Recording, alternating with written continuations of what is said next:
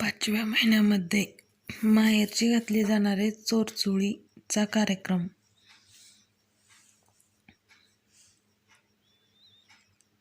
पूर्ण फॅमिलीसाठी कपडे, शिदोऱ्या 5 किंवा 7 प्रकारचे लोणचे, 7 प्रकारच्या चटण्या, फराळीचं साहित्य, हळदी कुंकासाठी महिलांना बोलवायचं आणि जी गर्भवती स्त्री आहे तिची ओटी भरली जाते, म्हणजे चोरचुळी घातली जाते.